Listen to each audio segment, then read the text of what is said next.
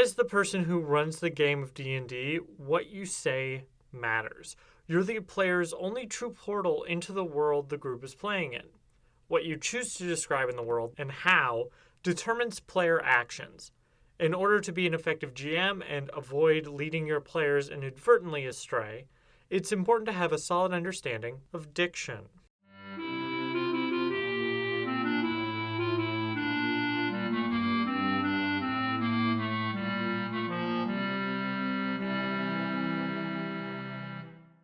Diction isn't just saying things with proper enunciation.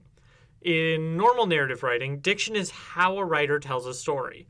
It's what words they use, the syntax of their sentences, how they describe things, and how they tell the story to convey the emotions they want. Today, I'll be talking about 3 subjects under the umbrella of diction: description, significance, and thematic word choice. Each of these are important to how a story is told and is often so ingrained in us as storytellers that you probably have these down already, but taking them apart and understanding how they work will let us use them more effectively and more meaningfully in the future. Giving the players information about what's happening around their characters keeps everyone on the same page, it increases engagement, and helps better tell the story the group is creating.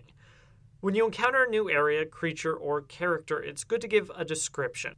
The simplest way to begin is to say what the player characters see, but there's also a lot of information imparted by what the thing sounds like, or what the PCs can smell, feel, or even taste. Everything you give them provides information.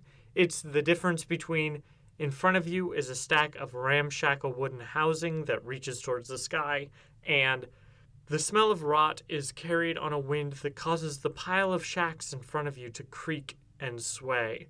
You can feel the boards under your feet sink slightly with each step. You taste the humidity that soaks every plank. That being said, you don't want to overload the players with too much information because it can bog things down and take away from what you're trying to say.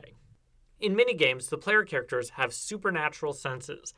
They can feel magic or see souls or understand the probability of different actions. You can get weird with it and give them information that those who don't have the sense might not know. You can also describe the feeling in the room or of the subject. While this is something that's better implied, being specific can help.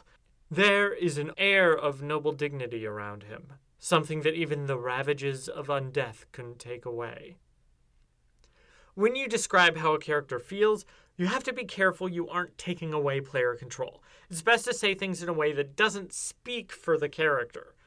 A jolt of fear runs down your neck and makes you want to run may sound cool, but a player character that is a 7-foot rage monster in human form probably doesn't agree that he feels he needs to run. Instead, try saying, as fear assaults your mind, the idea of running becomes more viable. This way you don't tell the players what their characters do or want, instead you say what the feeling is. It's up to them, or a dice roll, to decide if their characters are cowardly or brave. If you don't know the exact words you want to use, that's fine. Describe ideas around what you're trying to convey. He's short but not small, sort of wide set, kind of like a dwarf but wider with large, blocky features. That make sense? Wait. This is a video. You can't answer me. Anyways, you enter a room full of clutter. Overburdened bookcases cover the walls. An old leather chair lurks in the corner. There's also a door leading north, and a potted plant beside it that looks like it hasn't seen the sun or water in at least a month. What seems worth investigating in this scene? Okay, what if I described it another way? You enter a room full of clutter. Bookcases are everywhere. There's an armchair. On the north wall hangs a door. The brass handle is polished from frequent use. The wood of the door looks like it was taken as a single piece from some large, dark tree. And the iron lock under the handle looks like it was oiled and cleaned recently. There's also a potted plant next to it, I guess. How you choose to distribute your narrative focus can help the players determine the significance of each subject. Basically, if you put more focus on something, your players will usually pick up on that and spend more time on it themselves. If you're doing an investigation-specific game or a session like a mystery, you might want to try to make everything a little more equal, because finding out what's important in the room, or say, on the corpse, is a core part of the investigation mission type. Sometimes your players focus on the wrong info and for some reason just really want to know everything about this one potted plant. Just tell them you've learned everything you can from it. Usually, you don't want to waste 15 minutes of the player's time if they think there might be more. Just be clear and direct. Other times, players may latch onto a non-player character and decide to make it the party's mascot. In that case, I hope you chose an easy voice to do. 'Cause you will be doing it a lot. What is the story you're trying to tell about? Not what the goals are, but what subject matter do you want to touch on? Is it a metaphor for anything? Do all the antagonists express different aspects of the same thing? If so, your game has themes. I love putting themes into my D&D games. It's like an easy mode for narrative continuity, and I'll get more into that in the next episode.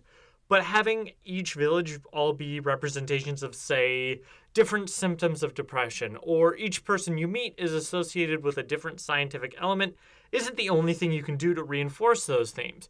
You can also have thematic word choice, so that the words you use correlate with those themes. For example, say you have a village that's carved into the icy wastes far in the south, describing how cold it is, the biting wind on your face, the subtle crunch, crunch, crunch with each step is good, but how do the people who live there express themselves? Are they as harsh as the land they're on? If one guy is slow, do they move glacially? Why does the standoffish guy keep giving the players a cold shoulder? Are the villagers' words biting, or are they numb to the horrors the players have just encountered?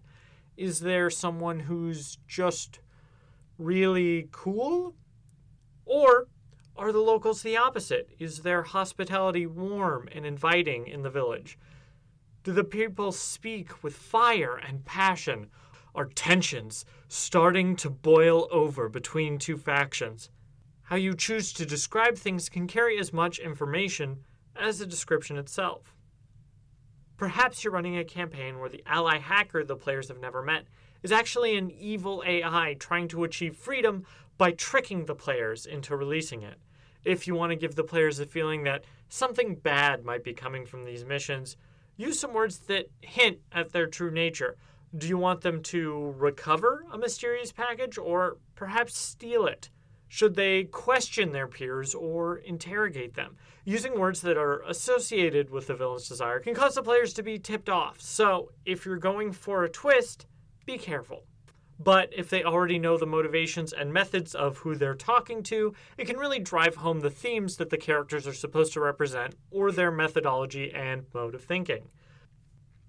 As the GM, what you say matters. It's how the players know what's around them and how they interact with the world.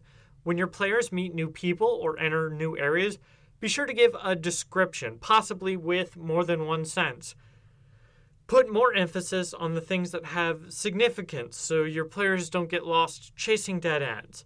And think about how the words you use describe not only the player character's surroundings, but also how your word choice can convey the story's themes. This may come without a second thought for many of you, but I suggest, if you have the time, try to focus just a little bit more on it. You are the player's only true portal into the game world. Thank you.